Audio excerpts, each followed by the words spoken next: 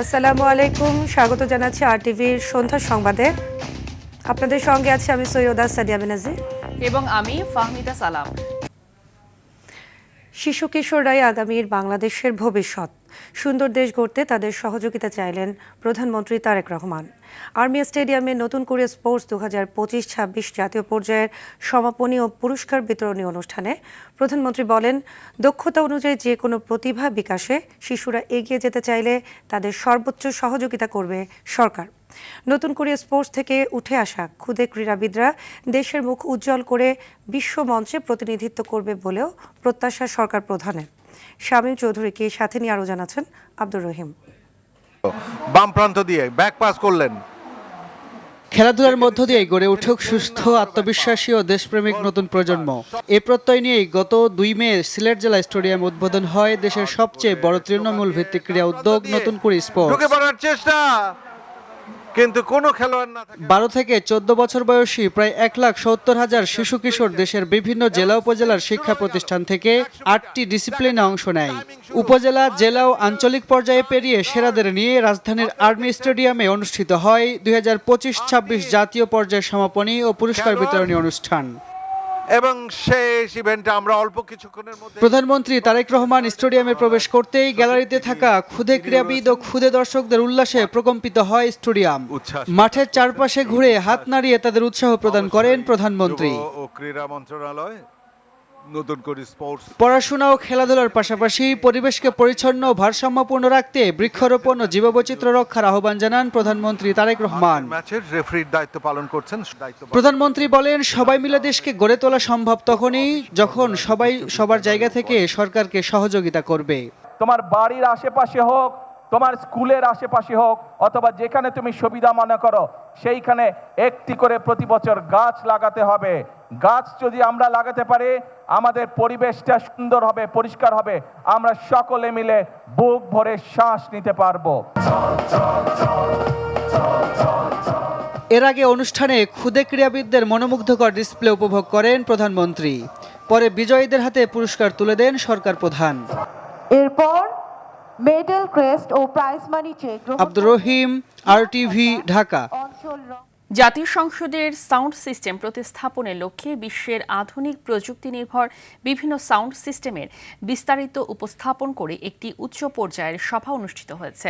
সকালে প্রধানমন্ত্রী তারেক রহমানের উপস্থিতিতে জাতীয় সংসদ ভবনের মন্ত্রিপরিষদ সভাকক্ষে এ সভা অনুষ্ঠিত হয়।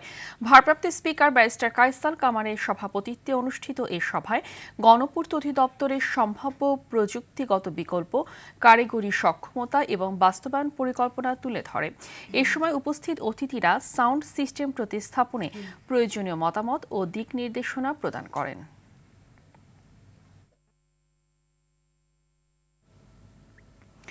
সরকারের গঠনমূলক সমালোচনার পাশাপাশি ভালো কাজগুলো তুলে ধরতে সংবাদপত্রের সম্পাদকদের প্রতি আহ্বান জানিয়েছেন প্রধানমন্ত্রী তারেক রহমান।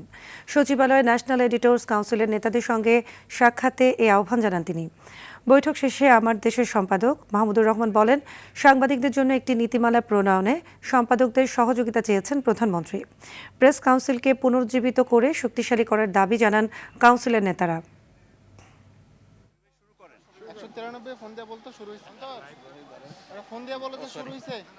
তিনি সংবাদ মাধ্যমের সহযোগিতা চেয়েছেন। তিনি বলেছেন যে সমালোচনা করবেন ঠিক আছে, কিন্তু সরকারের ভালো কাজের প্রশংসা করলে আমরা উৎসাহিত বোধ করব। এই সরকারের মধ্যে গণমাধ্যম যথেষ্ট ভালো আছে। অন্তর্বর্তীকালীন সরকারের সময় থেকেই সেই গণমাধ্যম আবার মুক্ত হওয়া শুরু করেছে এবং আমি মনে করি যে এখনো গণমাধ্যম মুক্তই আছে। দেশের 23তম রাষ্ট্রপতি নির্বাচন নিয়ে ভারপ্রাপ্ত স্পিকার ব্যারিস্টার কায়সার কামারের সঙ্গে আগামীকাল বৈঠক করবেন প্রধান নির্বাচন কমিশনার এম নাসির উদ্দিন। কাল সকাল 11টায় সংসদ ভবনে বৈঠকটি অনুষ্ঠিত হবে বলে জানিয়েছেন নির্বাচন কমিশন সচিব আক্তার। সচিব আরও বলেন, বৈঠকে রাষ্ট্রপতি নির্বাচনের তফসিলের দিন নির্ধারণ সহ বিস্তারিত আলোচনা হবে। গত 24 জুলাই সাবেক রাষ্ট্রপতি মোহাম্মদ শাহাবুদ্দিন পদত্যাগ করেন। ওই দিনই স্পিকার হাফিজ উদ্দিন আহমদ বীর বিক্রম ভারপ্রাপ্ত রাষ্ট্রপতির দায়িত্ব গ্রহণ করেন। রাষ্ট্রপতি নির্বাচন আইন অনুযায়ী প্রধান নির্বাচন কমিশনার রাষ্ট্রপতি নির্বাচনের নির্বাচনী কর্তা হিসেবে দায়িত্ব পালন করবেন।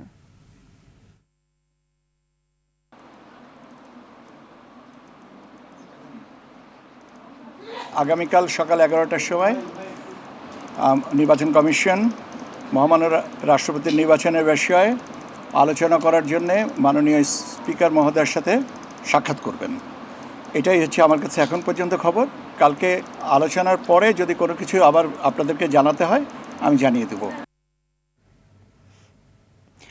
যথাসময়ে রাষ্ট্রপতি নির্বাচন অনুষ্ঠিত হবে এবং এ বিষয়ে নির্বাচন কমিশন প্রয়োজনীয় কার্যক্রম সম্পন্ন করবে বলে জানিয়েছেন স্থানীয় সরকার, পল্লী উন্নয়ন ও সমবায় মন্ত্রী মির্জা ফখরুল ইসলাম আলমগীর। সকালে রংপুর টাউন হল মাঠে আয়োজিত পল্লী মেলার উদ্বোধন শেষে তিনি এসব কথা বলেন। তিনি বলেন, রাষ্ট্রপতি পদকে কে মনোনয়ন পাবে সে বিষয়ে সিদ্ধান্ত নেবে দল, তবে নির্বাচন আয়োজন এবং সাংবিধানিক প্রক্রিয়া সম্পন্ন করার দায়িত্ব নির্বাচন কমিশনের। স্থানীয় সরকার সংক্রান্ত বিষয়েও মন্ত্রণালয়ে আলোচনা করে সিদ্ধান্ত নেওয়া হবে বলে জানান তিনি। এর আগে রংপুর নগরীর টার্মিনাল এলাকায় পল্লী ভবনের উদ্বোধন করেন তিনি।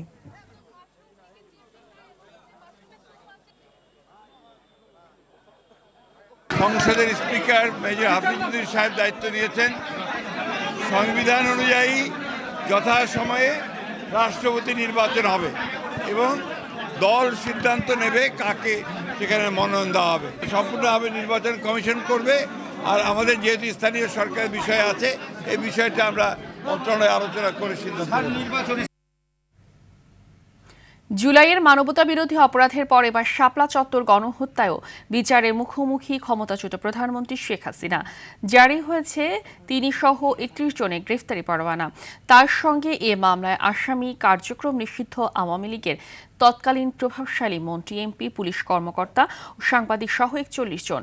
পরিকল্পিতভাবে আলেম ওলামাদের এমন নারকীয় হত্যার ঘটনা দেশের ইতিহাসে এটি প্রথম বলে জানান চিফ প্রসিকিউটর। সে সময় ৭১ টিভি ও এর সাংবাদিকরা অপপ্রচার চালিয়েছিল বলে উল্লেখ করেন তিনি। জিএম মাহমুদের রিপোর্ট।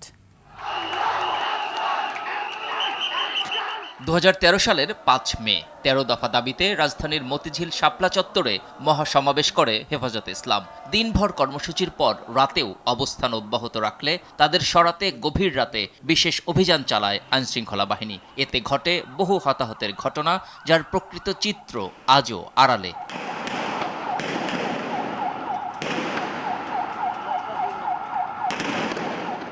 এই ঘটনার সত্য উদ্ঘাটনে, তদন্ত ও বিচারে বহুবার দাবি উঠলেও কর্ণপাত করেনি তৎকালীন সরকার। পরে 24-এর 5 আগস্ট সরকার পতন হলে অভিযোগ তদন্তে নামে পুনর্গঠিত আন্তর্জাতিক অপরাধ ট্রাইব্যুনাল। দীর্ঘ তদন্ত শেষে প্রসিকিউশনের আনুষ্ঠানিক অভিযোগ আমলে নিয়ে সোমবার পলাতক শেখ হাসিনা সহ 31 আসামির নামে গ্রেপ্তারি পরোয়ানা জারি করে ট্রাইব্যুনাল। মামলায় গ্রেপ্তার আছেন 10 জন। 41 জন আসামিকে আমরা আমাদের প্রাইম ফেসি আমরা যে ইনভেস্টিগেশনটা হয়েছে তার মধ্যে তাদের সরাসরি আমরা সম্পৃক্ততা পেয়েছি। কাউকে আমরা প্ল্যানিংয়ে পেয়েছি, কাউকে আমরা কনস্পিরেসিতে পেয়েছি এবং কারো কারো স্বীকারোক্তির মধ্যে আছে যে তারা এক্সট্রা জুডিশিয়াল তারা কনফেশন করেছে।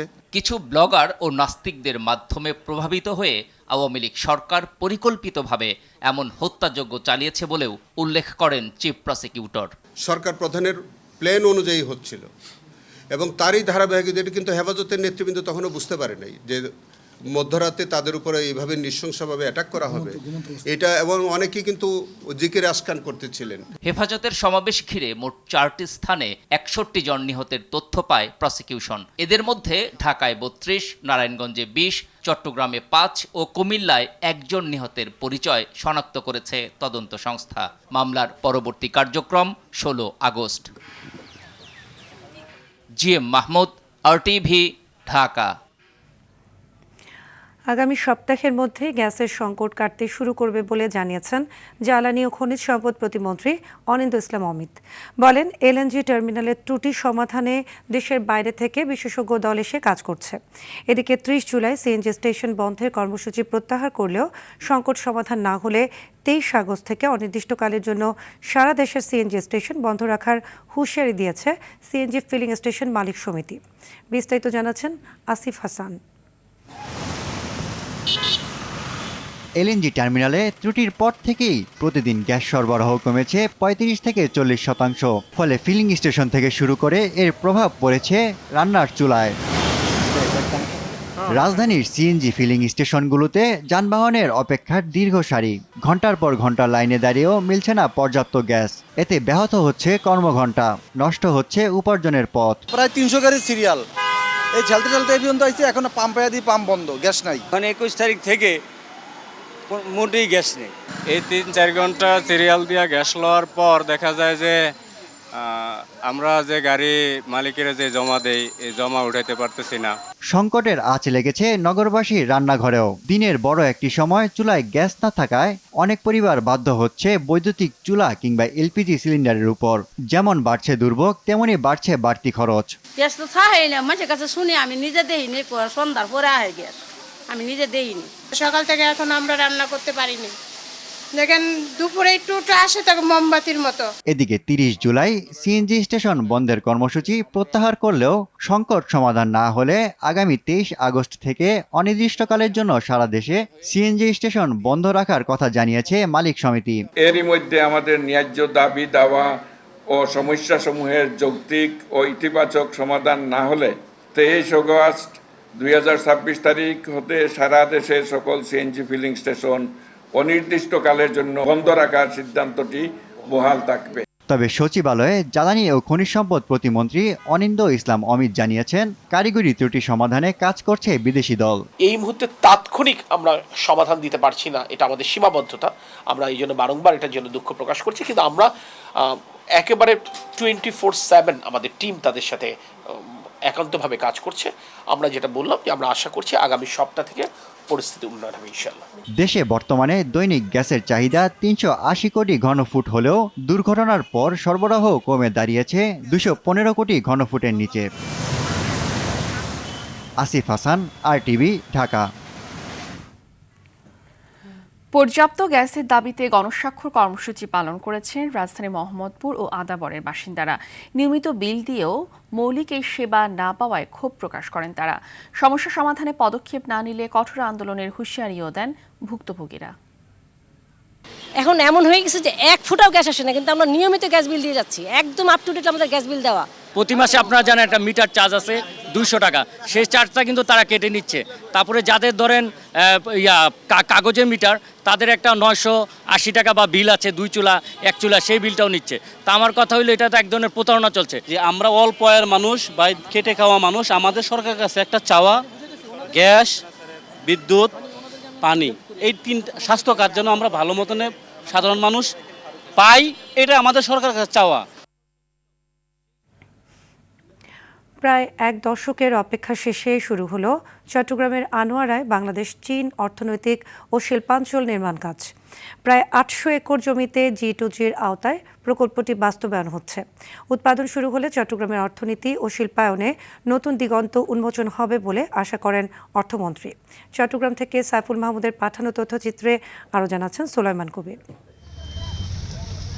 2016 সালে চীনের প্রেসিডেন্ট শি জিনপিং এর ঢাকা সফরে China economic and industrial zone বা CEIZ প্রকল্প নিয়ে 2 দেশের মধ্যে সমঝোতা স্মারক সই হয়। অবশেষে 1 দশক পর আলোর মুখ দেখল চট্টগ্রামের আনোয়ারার এই অর্থনৈতিক ও শিল্পাঞ্চল। সকালে এর ভিত্তিপ্রস্তর স্থাপন শেষে আলোচনা সভায় প্রকল্পের নানা দিক তুলে ধরেন বেজা নির্বাহী চেয়ারম্যান। বলেন 18 মাসের মধ্যেই প্রকল্পের প্রথম কারখানার উৎপাদন দেখতে চান প্রধানমন্ত্রী। সরকার থেকে যতটুকু সম্ভব, যেভাবে সম্ভব ওনাদেরকে সাহায্য করব। আমাদের একমাত্র লক্ষ্য হচ্ছে এই জোনটা যত দ্রুত সম্ভব আমরা চালু করতে পারি এবং সেই সাথে চট্টগ্রামের যত মানুষের কর্মসংস্থানের আমরা ব্যবস্থা করতে পারি। এ সময় প্রধান অতিথির বক্তব্যে অর্থমন্ত্রী আমির খসরু মাহমুদ চৌধুরী বলেন, প্রকল্পটি বাস্তবায়িত হলে $100 কোটি বিদেশি বিনিয়োগের পাশাপাশি 1 লাখের বেশি মানুষের কর্মসংস্থানের সুযোগ হবে। আমরা যে বিনিয়োগ করছি এখানে, এই বিনিয়োগের সাথে সাথে আমাদের চাকরি হবে, ব্যবসা হবে, আমাদের GDP গ্রোথ হবে, আমাদের জনগণের জীবনযাত্রার মান উন্নতি হবে। সাথে সাথে আমাদেরকে মাথায় রাখতে হবে আমাদের পরিবেশকে আমাদেরকে রক্ষা করতে হবে। এ সময় প্রকল্পটিকে চায়না বাংলাদেশ পারস্পরিক সম্পর্কের একটি মাইলস্টোন হিসেবে অবহিত করেন চীনা রাষ্ট্রদূত ইয়াও ওয়েন। এই প্রকল্পটি মূলত দুই দেশের যৌথ অঙ্গীকার ও পারস্পরিক বোঝাপড়ার ভিত্তিতে প্রতিষ্ঠিত। এতে বাংলাদেশ ও চীন দুই দেশই অর্থনৈতিকভাবে লাভবান হবে। এই উদ্যোগ দুই দেশের বাণিজ্য, বিনিয়োগ ও দীর্ঘমেয়াদী সহযোগিতাকে আরও শক্তিশালী করবে। বিশেষ অতিথির বক্তব্যে স্বরাষ্ট্রমন্ত্রী সালাউদ্দিন আহমদ বলেন, বিদেশি বিনিয়োগকারীদের সর্বোচ্চ নিরাপত্তা নিশ্চিতে অঙ্গীকারবদ্ধ সরকার। শিল্প ও অবকাঠামোগত উন্নয়নে চীন বাংলাদেশের বিশ্বস্ত বন্ধু। প্রকল্পটি দুদেশের পারস্পরিক সম্পর্ক আরও দৃঢ় করবে। সরকার বিদেশি বিনিয়োগকারীদের সব ধরনের সহায়তা ও নিরাপত্তা নিশ্চিতে বদ্ধপরিকর।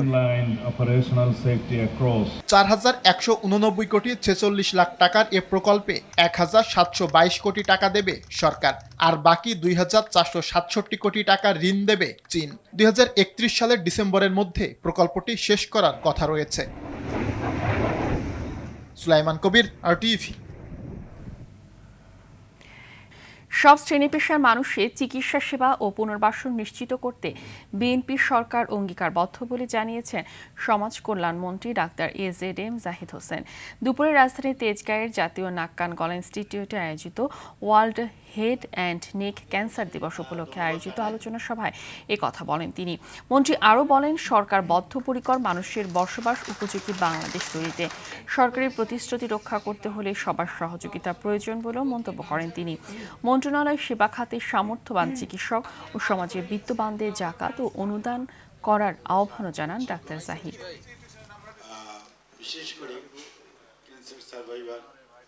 যে আমাদের সরকার কাউকে, সে যে ধরনের, যে সমাজের, যে সোসাইটির যে কর্নারেই থাকুক না কেন, যে ব্যাধি তার থাকুক না, কোনো রোগী তার চিকিৎসা হবে না, এটা বাংলাদেশে হবে না ইনশাআল্লাহ। এবং তার চিকিৎসাও যেমন হবে, তাকে পুনর্বাসনের জন্য যা যা করা দরকার, বর্তমান প্রধানমন্ত্রীর যে অন্তর্ভুক্তিমূলক মানবিক বাংলাদেশ গড়ার যে অঙ্গীকার, সেইটা আমরা আপনাদের সহযোগিতা চাই। কাফরুল থানা স্বেচ্ছাসেবক দল নেতা হাফিজুর রহমান হাফিজ ওরফে সিএনজি হাফিজের পরিকল্পনায় কাফরুলে গোলাগুলির ঘটনা ঘটে। যুবদল নেতা হাফিজুল ইসলাম বাবুকে হত্যার উদ্দেশ্যে শুটার ভাড়া করা সহ ২৫ লাখ টাকার চুক্তি হয় বলে জানায় ডিবি পুলিশ। দুপুরে ডিএমপির মিডিয়া সেন্টারে প্রেস ব্রিফিংয়ে এ তথ্য জানান ডিবি প্রধান মোহাম্মদ শফিকুল ইসলাম। তিনি আরও বলেন, ময়লার টেন্ডার, ফুটপাত দখল এবং এলাকায় আধিপত্য বিস্তার করাকে কেন্দ্র করে বাবুকে হত্যার পরিকল্পনা করে সিএনজি হাফিজ। টার্গেট মিস করে অস্ত্রধারীদের এলোপাতাড়ি গুলিতে যুবদল কর্মী ইউসুফ নিহত হন। ডিবি জানায়, হত্যার সঙ্গে সরাসরি জড়িত ৪ শুটার সহ ৮ জনকে গ্রেপ্তার করা হয়। টেন্ডার ও ফুটপাতের দখল নিয়ে ৪ নম্বর ওয়ার্ড আওয়ামী লীগের সদস্য সচিব আরফুল ইসলাম বাবু ওরফে ডিশ বাবু ডিশ এবং অ্যান্টেনা ব্যবসার দখল নিয়ে দীর্ঘদিন যাবৎ বিরোধ চলে আসতেছিল। বিরোধের এক পর্যায়ে সিএনজি হাফিজ যুবদলের সদস্য সচিব হাফিজুল ইসলাম বাবুকে হত্যার উদ্দেশ্যে তার নিজ জেলা মাগুরার আশেপাশে হইতে অনুমান ২৫ লক্ষ টাকায় পেশাদার খুনি ভাড়াটিয়া বাহিনী ভাড়া করে। ফেসবুক ও অন্যান্য সামাজিক যোগাযোগ মাধ্যমে ভুয়া জিন, তান্ত্রিক ও কবিরাজের নামে অলৌকিক সমাধানের প্রলোভন দেখিয়ে প্রতারণা করা একটি চক্রের ৩ সদস্যকে গ্রেফতার করেছে পিবিআই। সংস্থাটি বলছে, এসব প্রতারণায় গত কয়েক মাসে প্রায় ২০০ জন দগ্ধ হয়ে জাতীয় বার্ন ও প্লাস্টিক সার্জারি ইনস্টিটিউটে চিকিৎসা নিয়েছেন। ওয়ালিদ সিদ্দিকের রিপোর্ট। পরকীয়া, প্রেমে সফলতা, সন্তান লাভ, পরীক্ষায় ভালো ফল কিংবা ব্যবসায় উন্নতির মতো নানা সমস্যার সমাধানের আশ্বাস দিয়ে ফেসবুকে পরিচালনা করা হতো একাধিক ভুয়া পেজ। অলৌকিক শক্তির দাবি করে সাধারণ মানুষের কাছ থেকে মোটা অঙ্কের অর্থ হাতিয়ে নিত প্রতারক চক্রটি। চক্রটির ৩ সদস্য গ্রেফতারের পর আয়োজিত সংবাদ সম্মেলনে পিবিআই জানায়, গ্রেফতারকৃতরা মূলত বেদে সম্প্রদায়ের সদস্য। ইউটিউব দেখে রাসায়নিক বিক্রিয়ায় আগুন তৈরির কৌশল শিখে সেটিকে জিন বা অলৌকিক শক্তির প্রমাণ হিসেবে উপস্থাপন করত তারা। পরে ভুক্তভোগীদের বিভিন্ন রাসায়নিক ব্যবহার করতে পরিচিত করা হতো। এতে আগুন ধরে হাতসহ শরীরের বিভিন্ন অঙ্গ দগ্ধ হওয়ার মতো ঘটনা ঘটেছে। জাতীয় বার্ন ও প্লাস্টিক সার্জারি ইনস্টিটিউটের থেকে আমরা খবর নিয়েছি যে এরকম দেখা গেছে যে লাস্ট কয়েক মাসে ২০০-র মতো ভুক্তভোগী গুরুতর আহত অবস্থায় এই একই ধরনের প্রতারণার বিষয়ে চিকিৎসা নিয়েছেন। পিবিআই বলছে তান্ত্রিক পরিচয়ে এই চক্রের সদস্যরা দীর্ঘদিন ধরে বহু মানুষের সঙ্গে প্রতারণা করে আসছিল। সামাজিক মাধ্যমে এখনো এ ধরনের ভুয়া কবিরাজ ও জিনের নামে একাধিক প্রতারক চক্র সক্রিয় রয়েছে। তাদের শনাক্ত ও গ্রেফতারে কাজ করছে পিবিআই। ডিজিটাল প্ল্যাটফর্ম ব্যবহার করে তান্ত্রিক কবিরাজ, হোসেন কবিরাজ, আসমা কবিরাজ এবং আমরা যেটা গ্রেফতার করছি এটা হচ্ছে রহমত আলী কবিরাজ। এইভাবে বিভিন্ন ব্যক্তিকে প্রতারিত করে এই অর্থসমূহ তারা সংগ্রহ করে। পিবিআই সাধারণ মানুষকে ভুয়া কবিরাজ, তান্ত্রিক কিংবা জিনের নামে পরিচালিত কোনো পেজ বা অলৌকিক প্রতিকারের প্রলোভনে বিশ্বাস না করার আহ্বান জানিয়েছে। একই সঙ্গে এমন প্রতারণার তথ্য পেলে আইন শৃঙ্খলা বাহিনীকে জানানোর অনুরোধ করে সংস্থাটি। এই ধরনের কোনো মামলা হলে আমাদেরকে জাস্ট যদি একটু অবহিত করা হয়। ওয়ালিদ সিদ্দিকী, RTV, ঢাকা। কিশোরগঞ্জের ভৈরবে বাজারের নামকরণ নিয়ে 2 গ্রামের বাসিন্দাদের মধ্যে সংঘর্ষে এ পর্যন্ত 2 জন নিহত এবং 20 জন আহত হওয়ার খবর পাওয়া গেছে। এ ঘটনায় সকাল থেকে ভৈরব কিশোরগঞ্জ আঞ্চলিক সড়কে যান চলাচল ও ভৈরব ময়মনসিংহ রুটে 3 ঘন্টার রেল যোগাযোগ বন্ধ ছিল। পরে সড়কে যান চলাচল স্বাভাবিক হলেও ট্রেন চলাচল স্বাভাবিক হয় 7 ঘন্টা পর। পুলিশ মোতায়েনে সংঘর্ষ নিয়ন্ত্রণে থাকলেও পরিস্থিতি এখনও থমথমে।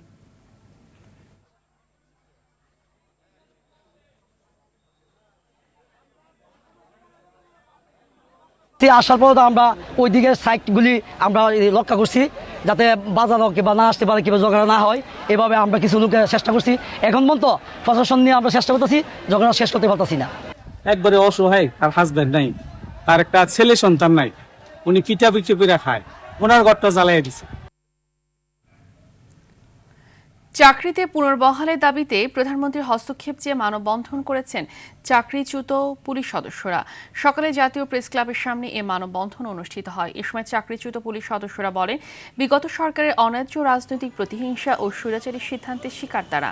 কোনো ধরনের সুনির্দিষ্ট অপরাধ না থাকা সত্ত্বেও ভিন্ন মতকে দমন করার লক্ষ্যে তাদেরকে চাকরিচ্যুত করা হয় বলে দাবি করেন তারা আরও বলেন, স্বৈরাচারী সরকারের পতনের পর স্বরাষ্ট্র মন্ত্রণালয়ের সুস্পষ্ট পুনর্বহালের আদেশ, পুলিশ হেডকোয়ার্টার্সের তদন্ত কমিটির স্পষ্ট স্বীকারোক্তি থাকার পরও অজানা ও রহস্যজনক কারণে এখনও পুনর্বহালের আদেশ বাস্তবে আলোর মুখ দেখেনি।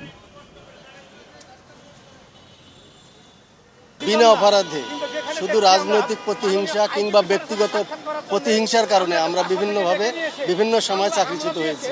অযৌক্তিকভাবে, বেআইনিভাবে, এই সংবিধানের সাথে সাংঘর্ষিকভাবে আমরা চাকরিচ্যুত করেছি, সম্পূর্ণটা অন্যায়। আমরা এই অন্যায়ের বিচার চাই। চাকরিটা যাতে ফিরে পেয়ে মানে আমার স্ত্রী সন্তানদের নিয়ে স্বাভাবিক জীবনযাপনে ফিরে যেতে পারি, এই জন্য আজকে আমাদের এখানে দাঁড়ানো। বন্যার কারণে দীর্ঘদিন স্থগিত থাকার পর চট্টগ্রাম শিক্ষা বোর্ডের HSC ও সমমানের পরীক্ষা আজ থেকে আবার শুরু হয়েছে। প্রায় 3 সপ্তাহ বিরতির পর পরীক্ষার্থীরা পরীক্ষার হলে ফিরেছেন প্রায় 1 লাখ পরীক্ষার্থী। একই সাথে দেশের অন্য 9টি সাধারণ শিক্ষা বোর্ড, মাদ্রাসা শিক্ষা বোর্ড এবং কারিগরি শিক্ষা বোর্ডেও পূর্ব ঘোষিত সূচি অনুযায়ী পরীক্ষা অনুষ্ঠিত হচ্ছে। তবে স্থগিতাদেশ জারির আগে যেসব পরীক্ষা অনুষ্ঠিত হওয়ার কথা ছিল সেগুলোর নতুন সময়সূচি পরে প্রকাশ করা হবে বলে জানিয়েছে শিক্ষা বোর্ড। গত 16 জুলাই চট্টগ্রাম শিক্ষা বোর্ডের অধীন সব অবশিষ্ট পরীক্ষা পরবর্তী নির্দেশ না দেওয়া পর্যন্ত স্থগিত করা হয়েছিল।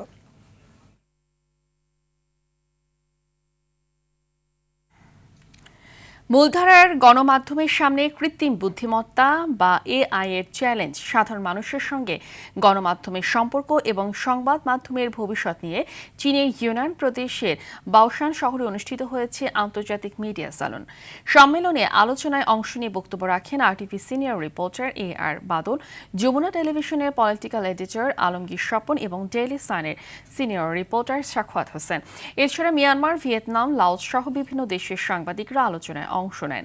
এর আগে 7 দিনব্যাপী Baoshan tour for overseas media journalist কর্মসূচির উদ্বোধন হয়। এতে অংশ নেন বাওশান মিউনিসিপাল পিপলস সরকারের ভাইস মেয়র জাং জিক সিং। 4,16,74,756 টাকার মেয়াদোত্তর বিমা দাবির চেক ইতালির রোম প্রবাসী নুরুল হুদার কাছে হস্তান্তর করেছে ন্যাশনাল লাইফ ইন্স্যুরেন্স। দুপুরে কোম্পানির প্রধান কার্যালয়ে চেয়ারম্যান তোফাজুল হোসেন ও মুখ্য নির্বাহী কর্মকর্তা মোহাম্মদ কাজিম উদ্দিন গ্রাহকের হাতে বিমা দাবির চেকটি তুলে দেন। এ সময় আরেক বিমা গ্রাহক যশোরের ব্যবসায়ী আব্দুল ওহাবকেও 1,03,26,000 টাকার চেক হস্তান্তর করেন। এ সময় কোম্পানির উপব্যবস্থাপনা পরিচালক প্রবীর চন্দ্র সহ ঊর্ধ্বতন নির্বাহীবৃন্দ উপস্থিত ছিলেন। বড় অঙ্কের বিমা দাবির চেক হাতে পেয়ে আবারও নতুন পলিসি গ্রহণ করেন এই দুই গ্রাহক। মেয়াদ শেষ হওয়ার সাথে সাথে গ্রাহকদের বিমা দাবি পরিশোধ করায় ন্যাশনাল লাইফের প্রতি কৃতজ্ঞতা জানান দুই বিমা গ্রাহক। সন্ধ্যার সংবাদ এ পর্যন্তই। রাতের সংবাদ 11:15টায় দেখার আমন্ত্রণ রইল। ধন্যবাদ সবাইকে। ধন্যবাদ।